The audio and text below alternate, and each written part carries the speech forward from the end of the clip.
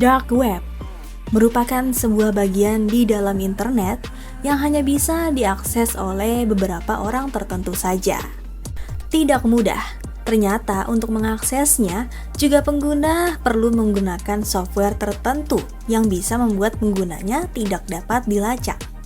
Situs web yang kita kunjungi setiap hari adalah milik web permukaan, bagian dari internet yang dapat diindeks oleh mesin pencari.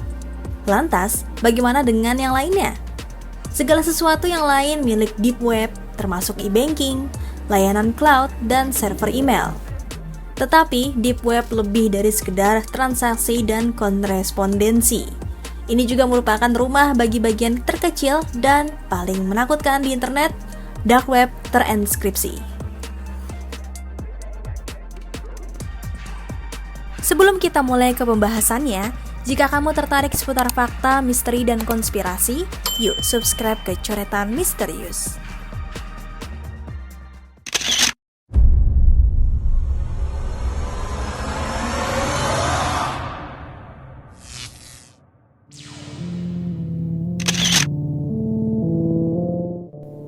Dark Web, apa itu sebenarnya? Apakah legal? Dan apakah beresiko untuk digunakan? Dari forum sosial yang sebagian besar aman hingga aktivitas kriminal yang serius, Dark Web mempersembahkan beragam hal di depan kita. Deep Web, tempat Dark Web berada, sebenarnya legal, tetapi aktivitas di dalamnya bisa jadi tidak. Kami di sini ingin membongkar beberapa fakta mengerikan sekaligus mengingatkan akan bahayanya Dark Web. Ancaman dari Dark Web semakin meningkat karena ekonominya yang berkembang pesat mendorong kejahatan dunia maya ke tingkat yang lebih tinggi. Phishing, peretas, dan ransomware menjadi semakin umum di sana, guys.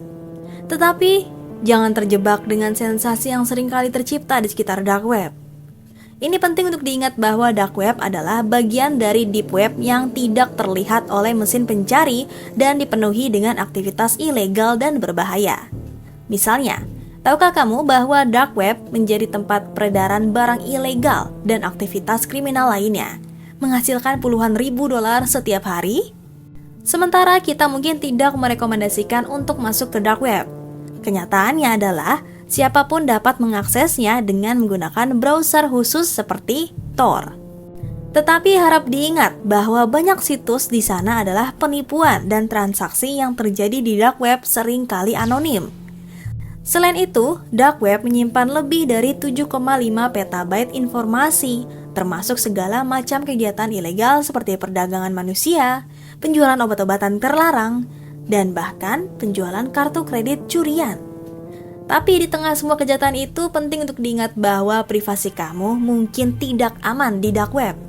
Meskipun menggunakan enskripsi dan alat keamanan lainnya, masih ada risiko terhadap hacker yang mencari celah untuk mengambil data pribadi kamu. Namun, perlu diketahui, tidak semua kejahatan dilakukan melalui Dark Web ya guys.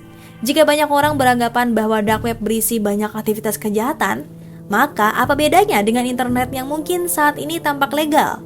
Namun justru banyak terjadi kejahatan di dalamnya. Dalam hal ini kejahatan bisa terjadi dimanapun kamu berada, bahkan di luar Dark Web sekalipun. Pasalnya, ada sejumlah orang yang mengakses Dark Web untuk beragam kebutuhan, seperti pemerintahan, jurnalis, advokat, sampai karyawan perusahaan internet sekalipun. Tidak semua aktivitas yang ada di Dark Web dilakukan untuk tujuan kejahatan. Walaupun menurut studi, sebanyak 80% pengguna berkaitan dengan aktivitas pedofilia dan penjualan barang ilegal, konten pembunuhan, dan masih banyak lagi. Di mana Dark Web memang sering digunakan para penjahat dalam mengumpulkan maupun bertukar informasi karena terdapat sejumlah forum seperti underground hacking dan marketplace ilegal.